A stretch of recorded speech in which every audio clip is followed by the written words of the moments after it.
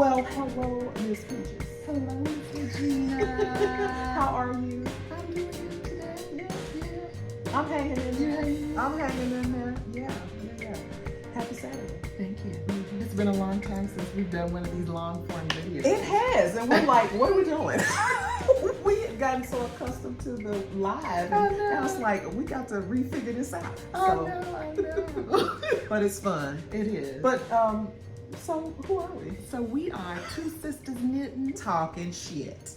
much shit. And for purposes of the video, I'm Marion. And I'm Regina, and glad that, you're tuning in. And we got a lot of new faces out here too. We do? Yeah. Yeah, we do. Yeah. Lots of new faces. Lots of new faces. Lots of new So faces. should we tell them a little bit about what it is that we do, who we are, or no? Yeah, go on. Go. So Regina and I are childhood friends who we connected almost 2 years ago. Has it been 2 years? Almost 2 years ago. Wow. Over knitting. Over knitting. And we created this channel Yeah. last November, so a little more than 6 months ago. Yeah. It's been quite the journey, hasn't it? It has been. And it's kind of sprouted into Instagram and Ravelry. And I'm still learning all the stuff. Yeah. But it's been fun. It has been. Yeah. And we just wanted to bring the fun that we have knitting to the group. Knitting really kind of is in the back. Right. We ain't teaching knitting, and we're not even demoing. We aren't even demoing. We're not even knitting. That's our shtick, Uh-huh. right? We're a knitting podcast, but we're not knitting. Right. At least not on the podcast. Oh, we knitting. Right. But we're not knitting on the podcast. On the podcast. Yeah. Absolutely. Yeah. Absolutely. And we just want to say welcome to all the new folks and all of the returning folks that are out there. Yeah, so glad that you all are kind of with us and on this journey. And there are a couple of folks who my glasses are about to fog up because I'm having a hot flash. But there are a couple of folks that I think have really been with us since the beginning, and they are really present when we have done our lives. Yes. And I'm so glad that you got, or that we got a message from Aphrodite. Yes. I was like, where is Aphrodite? I know.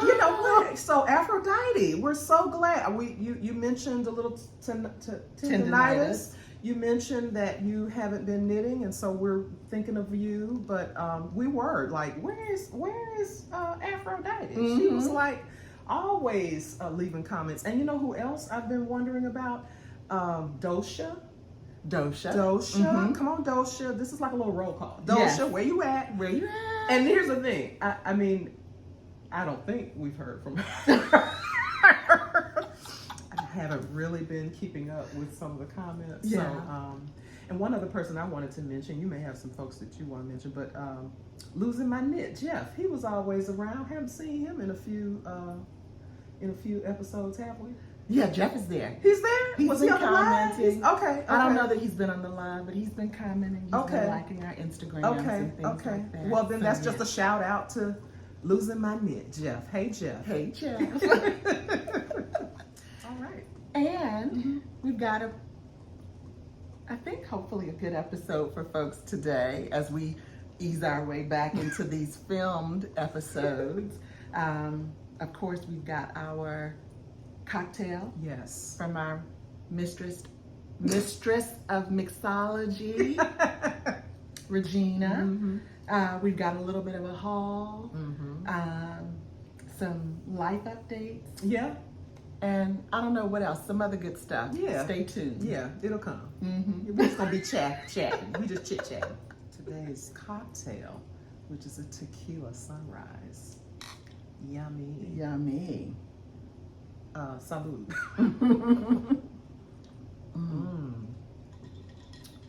Very good. Yeah, I'm a little disappointed that the grenadine didn't sink, but they've been sitting here for a minute, so And you can see the little red, little reddish.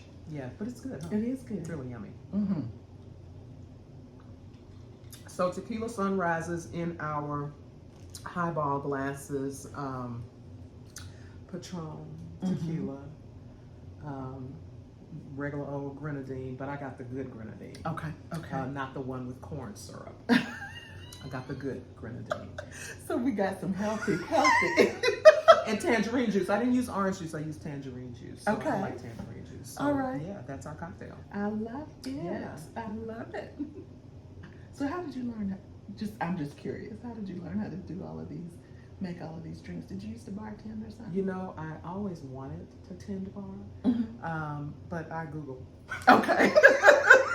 Because I'm like, gosh, she comes up with all these different cocktails for these episodes. I'm like, where is she getting them from? Just stuff. I Google. Okay, well, good job. Good. I'm not complaining because I get to enjoy Yeah. all of these wonderful. Yeah. And the thing is, I'm not really even a drinker. But it's just adds something to the ambiance of our podcast. But outside of this, well, I do enjoy my Saint Germain. So, Yeah. But yeah, I'm not really a heavy drinker. Yeah. To be a mixologist, as it were. But the 10 for 10 make along is going swimmingly. It is just beautiful. And the chickens are flying the coop and landing at the various sites. Yes. And just so grateful to everyone who's participating and giving such love and knitting these chickens with love and affection for the young people who are experiencing homelessness and find themselves at Covenant House, but also for the staff who love and support them. It's really been quite magical to see all this unfold. Yeah, and you've been getting some really good feedback. Great the feedback. staff. Oh, great feedback from the staff. We've posted pictures of a few staff who want the chickens for themselves. I've gotten several. I'm like fielding requests for chickens, but they are just absolutely lovable, and so it's been wonderful. It really has. All right, so we're gonna. So we're talking about yarn hauls, and you all have already heard me say over and over again, I buy no more yarn. And in my own defense, I'm still spending down the lovely birthday gift I got from my colleagues at work. So Yes. still spending that. Yes. So Yes. I have to. I got a gift card, so I gotta Absolutely, use it. you gotta spend it. I gotta spend it. So Pearl Soho. I took it out of the wrapping paper. I mean, you know, the paper that it comes in through the mail, because I've had this for a couple of weeks since we haven't done a recording. So I just wanted to show a few of the colors I have. So this is linen quill in golden green. I think that's what this is. Golden green. That's pretty. Yeah, you think they can see that? I think so. I think so. Yeah. So that's a great little cake. And I have. If you want to hand them to me, I can Oh, thank you. put them up for you. Oh, so. perfect. Yeah. Thank you. You're welcome. And then I may have shown this in a previous episode. Do you like my fancy bags? Do you like them? I do. I love Are you them. jealous? I do them too. It makes me not feel so They're bad. just amazing, right? fancy smancy. Fancy. So this is also linen quill in what is this? True turquoise. That's pretty so too. I like this color. And Here's something I'm working on. Well, no, I'll give you that in a minute. Here's another linen quill in dark iris. oh, that's gorgeous. So you can see I've been baking cakes with my electric ball winder.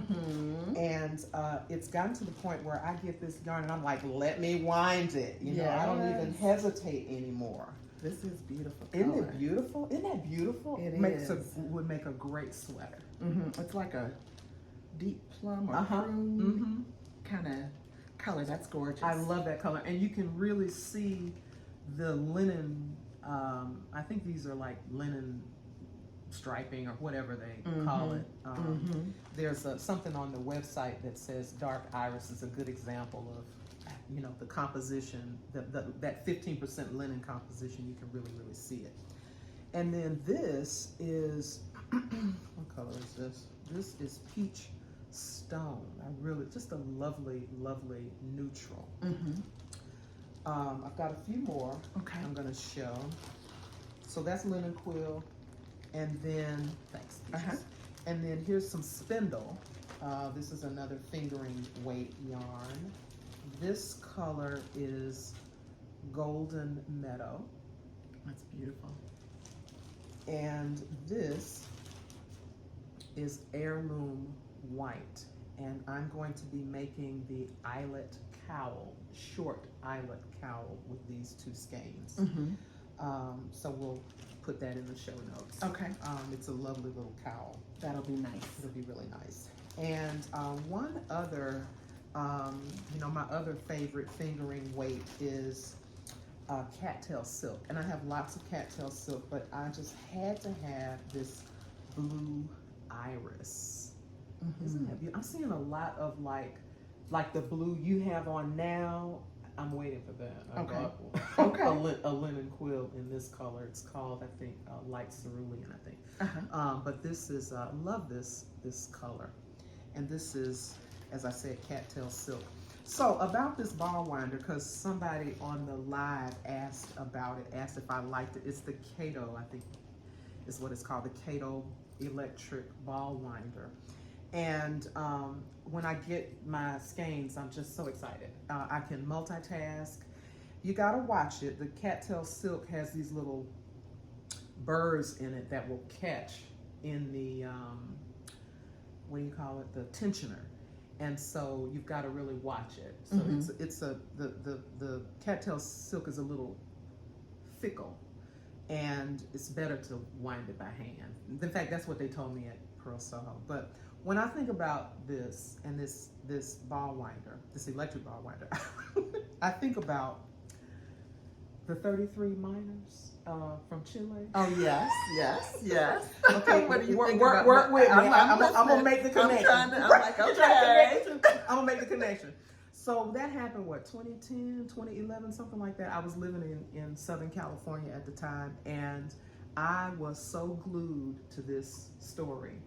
And when they were in the, like, a mile and a half below the surface of the earth, maybe even 2 miles below, and engineers had come up with this mechanism. When they realized they were alive, they came up with this mechanism to get them food and to send notes and things like that. And it took them about 90 days to figure out how they were going to send, engineer a vehicle that would pierce, like, through stone, get down, and then literally pluck them out one by one. And so when they did this was all very fascinating engineering to me. Yes. And so when they did this, they were saying initially that it could take 30 to 45 minutes to get each man out one by one. And I mean, I was glued to the TV. I was watching it at night, overnight. Had it on Spanish language radio when I was going to work, and then I turned my computer and I had it on at work. I was just very, very glued to this story. But anyway, I'm gonna connect it. Okay. I'm listening.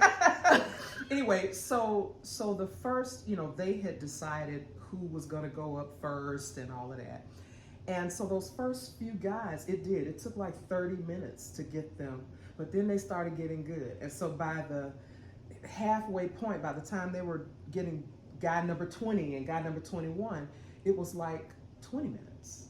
And then by the time they were getting the last of the guys out, it was like 10 minutes. So by the time it got cranking, it wasn't 30 minutes. And that's how I feel about this winder. When I first started, it feels like it's taking forever. And by the time I get to that 4th or 5th ball, it's like 6 minutes. You have it like clockwork. I have it like clockwork. Well, I went to South Africa back in 2016 with my graduate class at Georgia State. We did a capstone trip there, and we did visit a mine while we were there. Have you ever visited one before? I have not visited a mine. I've been to South Africa, but I have not visited was it the diamond mine? I don't think it was a diamond mine. I'm not exactly sure. I don't remember what. I think it was either iron or coal. So y'all went down? So we went down. We had on our little suits and everything, rode the train down, and we were a couple of miles under the ground in these little, like train carts, kind of sort of going down. But the day after we were there was an incident in the mine, and some people did get trapped. Oh my goodness. And 1 or 2 people died.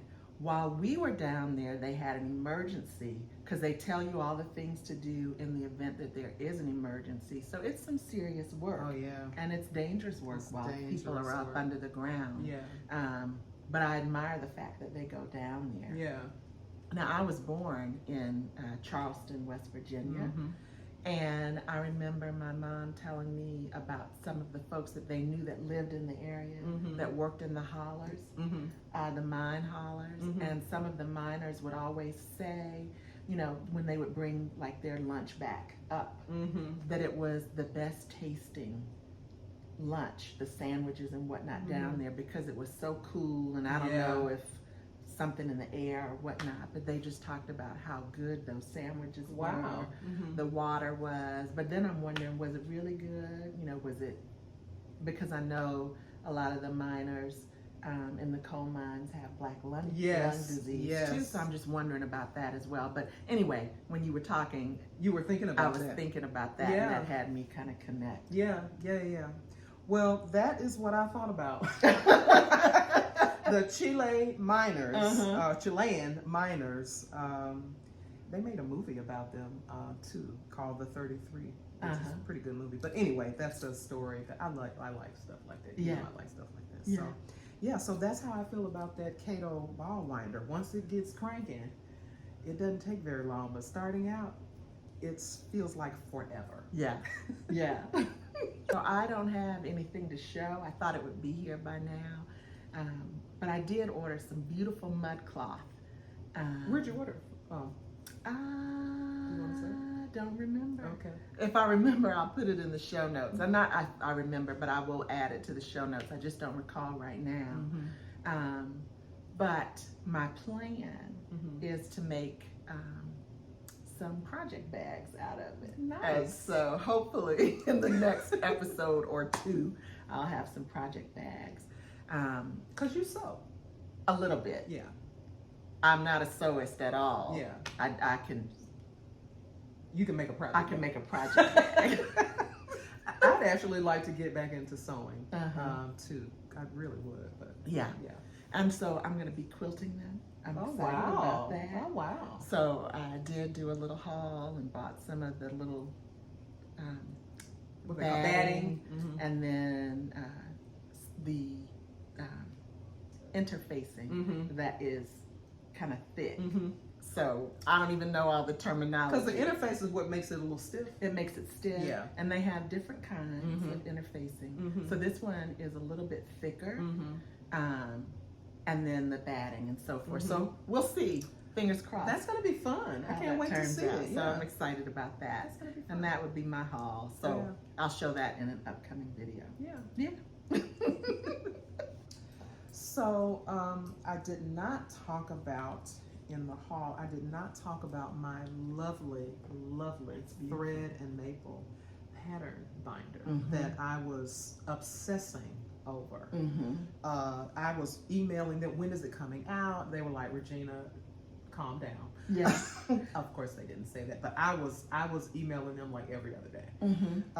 But I just love it. These are actually handcrafted in the Ukraine.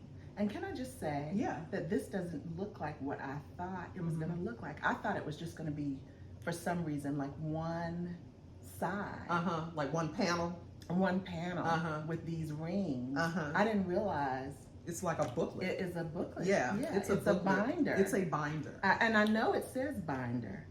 Well, I love it. So this page didn't come with it. This is a notions page that's separate. Oh, that's my tail feathers from a from a chicken. That's as far as I've gotten. Pretty cool. But this is Kendrick. This is Hendrick Lamar. That's one side of his tail feather, and I've started the other side.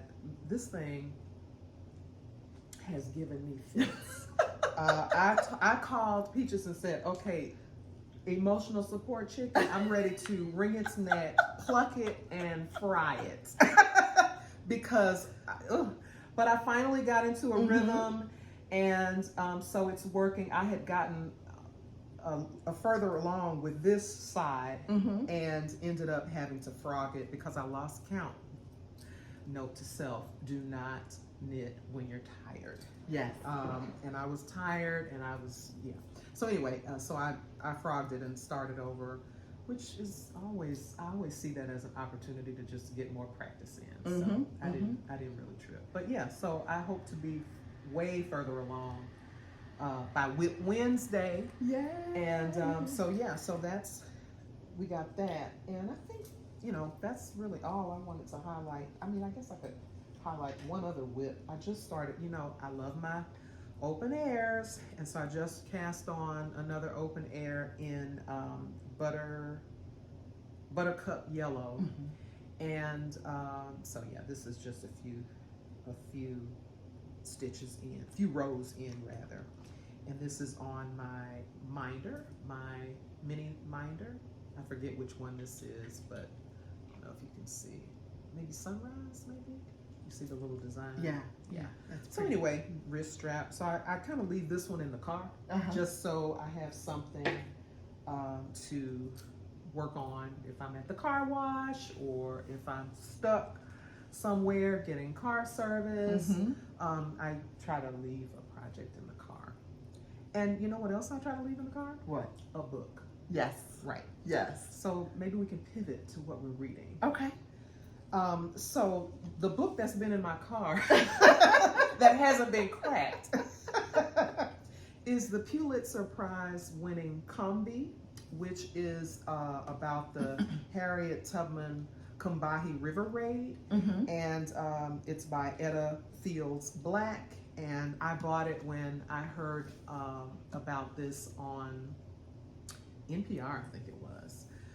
So I bought it, and maybe I'll finish it during the summer. You were gonna say? And I was just gonna say the cover alone. So I usually am attracted to covers of books, and I don't know, do you have a preference for an actual book, or do you like to do audio books or the Kindle type books? I have Kindle, I have audio books. I'm not driving as much as I was at one point. I've never had much of a commute. So the audio book, I guess I could do it while I could listen to them while I'm knitting or something like that. But I've not really engaged in audiobooks the way a lot of people do. But yeah, that's certainly something I could do. Yeah. Sounds like you do. Oh, you like to do that? No. I actually prefer a book. I like to touch. I like the touch and the feel. I feel like they're my friends. Yeah. So I actually prefer to have an actual book. And I've tried listening to books, and I've tried a Kindle before. And so yeah, I was just curious minds want to know. Yeah, actually I wanted to, you were mentioning the artwork, and artist, oh my God, I can't, Jacob Lawrence, he had a series, the Harriet Tubman Frederick Douglass series, but I was thinking this is not his work though, so I was trying to see what the artist was, and I don't see anything about the artist. But anyway, this will be one of those stays in my car. Yes. So I can pull out a book. And then the other book that I have, I saw an article on, or in the New York Times, about King of Ashes. I've mentioned that I like a good crime novel, and my favorite sleuth is Easy Rollins. I have Yes. about 3 in that series that I have not read, and there's one coming out I think in September called Amethyst something. But all of the Easy Rollins books have a color in the title.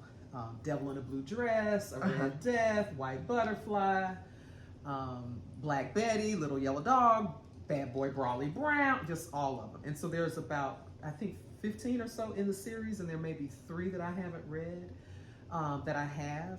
But this is another S.A. Cosby is the author, and I read about it and said, oh, let me get that. So maybe I can read this over this. There's so much, there's so much to read, and there's so much to watch, and there's so much to listen to, and there's so much to knit.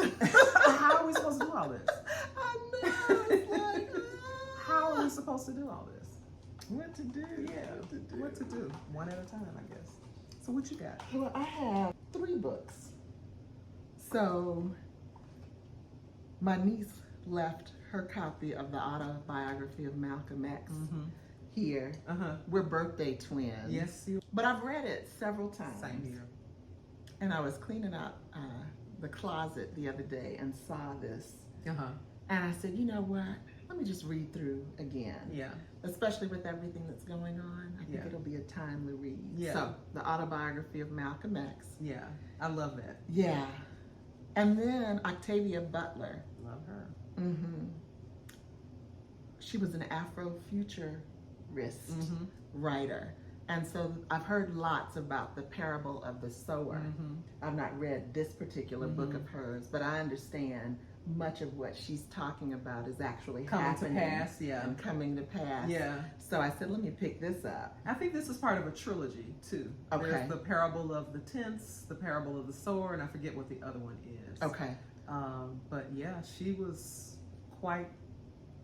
Yeah, I have a painting of her. Okay. A good friend of mine, artist in Chicago, did a painting of Octavia Butler, and I bought it. And it's a lovely, lovely painting. And it was actually shown at Spellman's gallery a couple of years ago. They did a gallery of artworks that were honoring Octavia Butler. So yeah. And they have a beautiful art gallery. They do. Just to digress a little bit, back in, I guess May it was, I went over to Clark Atlanta University because they had an exhibit, and we went the final day of that exhibit, and then we walked over to Spellman's art museum too, and it was beautiful. I'd never been to either, and so if you live in the Atlanta area and you want to go to visit 2 really nice museums, other than the High Museum of Atlanta, I would highly encourage Spellman's museum or Clark Atlanta museum as well. And then this one looked like a fun recipe. There's recipe in the title. I love it. The Townsend Family Recipe for Disaster by Shauna Robinson. And so it looked fun. The thing that attracted me again to it when I was in the bookstore was the artwork. So a lot of folks, shopping, clothes shopping or whatnot gets them. Yarn shopping can get me, but going to the bookstore is really dangerous for me. So I've been on a bookstore diet. And haven't been because I can drop a couple $100 in 10 minutes in the bookstore. So anyway, those are 3 books that are on my night table. I love it. To be read. Yeah. Lots to read. Lots to read. Yeah. And so life updates. Do we want to get life updates? Or what do we want to talk about next? Well, what do you think? Well, I have this is a random, this is almost as random as the Chilean miners. So yesterday I was listening to National Public Radio. There's a show called 1A, and they were highlighting the the Library of Congress Sounds of America, which is a collection of recordings, not just songs, but all kinds of recordings. I think it's been around since like 2005, maybe 2006. 25 recordings are inducted each year, and they were highlighting some of the inductees for this 2025 season. And I was really struck. I was so glad to be driving around to be able to listen to the inductees. And so Mary J. Blige, 1994, My Life, that has been that was inducted. Steve Miller Band. Oh yeah. From 1975, Fly Like an Eagle. Fly like an eagle. To the sea, fly like an eagle, let my spirit carry me. I want to fly like an eagle till I'm free. Oh Lord, fly the tongue, fly to revolution. Yes. Okay, That was 1975. That was 75, Okay, right? And okay. that was my jam. Yes. And I was wondering, the Steve Miller Band should have been on Soul Train with that one, because they were a blues band, and they were talking about their roots in the San Francisco Bay Area. Tick tock, tick, do do do do. I just love that. Yes. Remember that? Yes. They were inducted into the Rock and Roll Hall of Fame too a few years ago. But anyway, so that album was inducted. What else was inducted that struck me? Miles Davis, Bitches Brew, from 1969.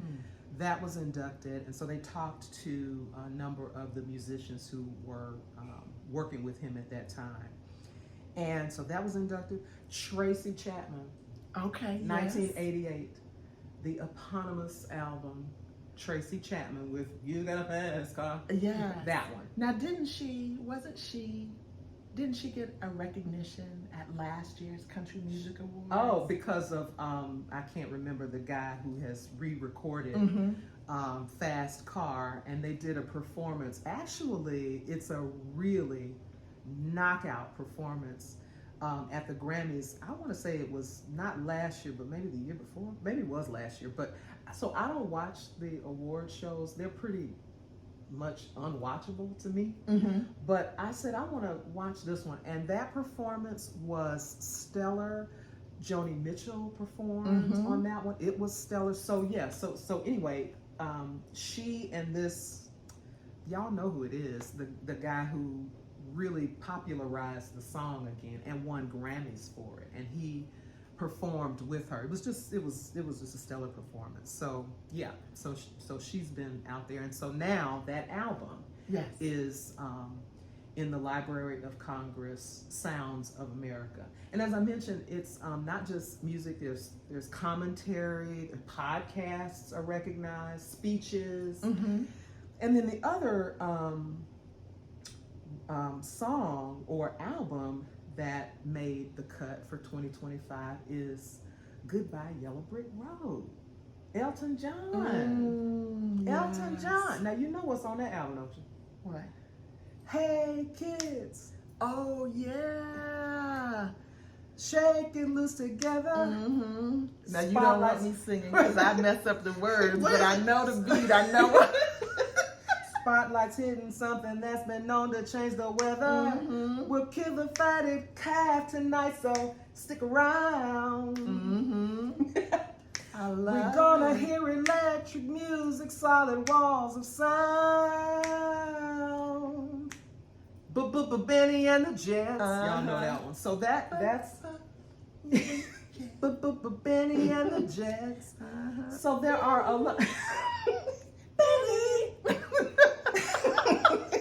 So that's one too. Yeah. So anyway, so it was a really fascinating class for 2025. One thing I will say, when I went down a rabbit hole reading about this, distinction, and I knew about the Library of Congress, and I knew about its recording or library of recordings or archives of recordings. I knew about that, but only 25 recordings go into this Sounds of America designation. And so there's lots of hip hop from past years. And one thing that struck me is, So Mary J. Blige's My Life, that song My Life samples Roy Ayers' Everybody Loves the Sunshine. Yeah. And I'm like, that should be on the list. So I'm going to nominate it. Because the public can nominate. Yeah. So I'm going to nominate Roy Ayers' Ubiquity. My life in the sunshine. So I'm gonna nominate that. So you know what? Let's drink our Tequila Sunrise in honor of Everybody Loves the Sunshine. I saw Roy Ayers for the first time when I was in college. And that was such a wonderful time. I'm just thinking back. And then I remember seeing, so all of these memories are coming. When I was a senior in high school, my best friend's sister was a senior at Smith. And I went up for a weekend, the fall of my senior year, to visit the college and to get to sit in on classes and so forth. Anyway. Is that how you decided to go to Smith? No, I had decided that many, many years ago. Okay. I'll save that story for another day. But Gil Scott Heron. So I was 17, and my friend's sister Emily and her roommates, they were trying to find some ID for me so I could get into this little hideaway bar. And the ID said I was 22, and I'm thinking, oh my gosh, but saw Gil Scott Heron. I know we weren't talking about him, but I think of him and I think of Roy Ayers and all of that in the same breath. Yeah. But that was my introduction to Gil Scott Heron. Yeah. You know, no, go ahead. No, I was just thinking, you know, his music was very timely too. And timely and timeless. Yes, yes, absolutely. And I think I said I went down a rabbit hole. There are like 675 recordings in this Sounds of America. And I think Gil Scott Heron is represented. I'm almost sure that I saw 2018 list or 2019 list. There's something by Gil Scott Heron. Okay. And to your story about Roy Ayers, I saw him also. He was, I guess, in the 80s, he was really making the rounds. He was the homecoming performer, I believe it was my freshman year. Wow. Yeah, so Everybody Loves the Sunshine. Yeah. Yeah. And that is sampled a lot on so many different recordings, which is I think the most compelling evidence that it should be some recording of his should be in the Sounds of America. It's a distinct sound. He's a vibraphonist. He came out of jazz and born and raised in LA. You know, he died maybe a year ago. Yeah, maybe not quite a year ago. And so he needs to be on the list. So yeah, we're gonna get him in the 2026 class. I got to figure out how to make a nomination, but they do receive nominations from the public. So I love it. yeah. So that's what I was listening to yesterday. You know, I'm always gonna have some music going on and dealing with music. So yeah, so that's kind of my random story. Yeah. Well, so yesterday in the States was the 4th of July. And I volunteered for the Peachtree Road Race, which is the largest 10K race in the world. There were over 60,000 runners in the race yesterday. So I got up.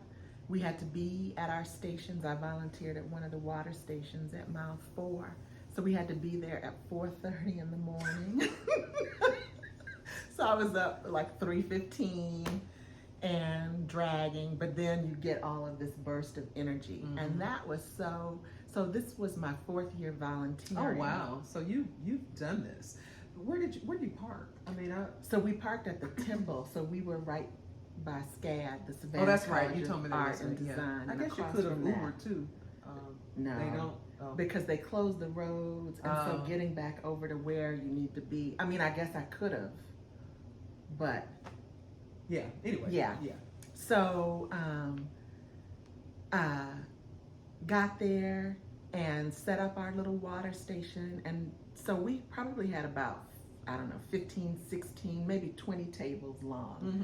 And I was at table 2. So there was table 1, 2, and 3. I volunteered with 2 other friends. So we were at tables 2 and 3.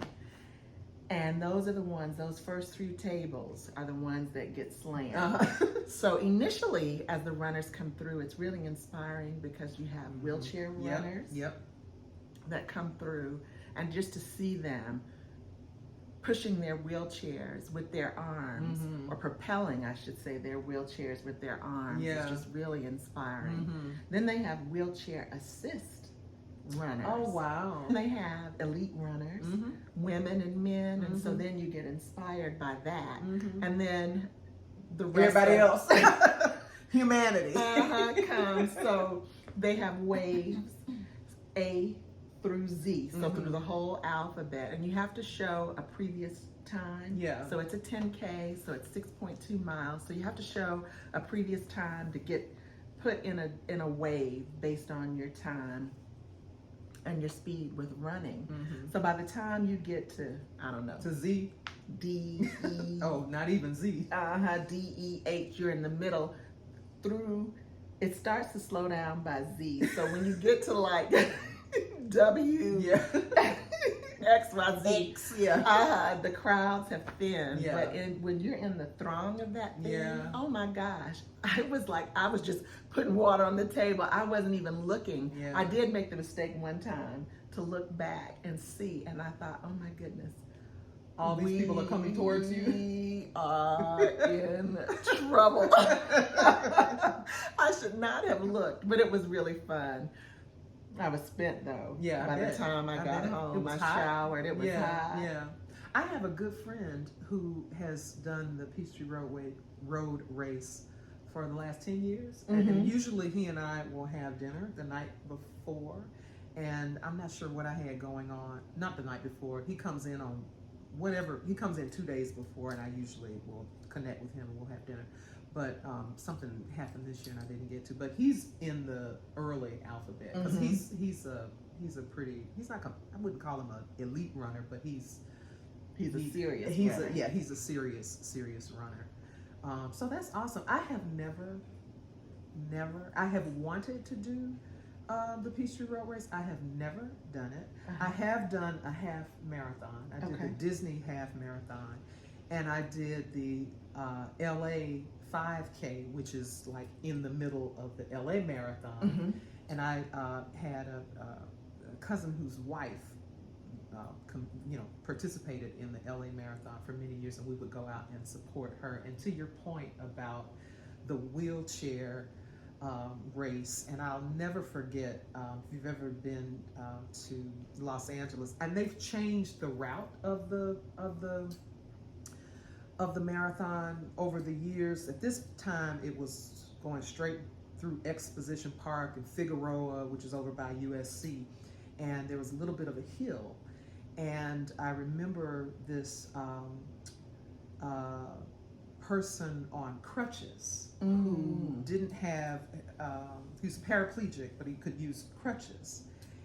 And seeing him come down that street and the thunderous roar of support, I mean, we were all just crying. Yes. So it's really inspiring. It really is. It's really inspiring. Well, you'll have to either volunteer one year. You don't have to be a runner. You can walk. Oh yeah. I didn't run the half marathon. I walked it. So I have participated as a participant in the race 3 or 4 times, and for probably about 10 years, I would go and just cheer the runners on. Yeah. But I enjoy volunteering, and I think I'll be back to do it again next year. Well, for all those years that I didn't live here, my mom did the Peachtree Road Race a few times.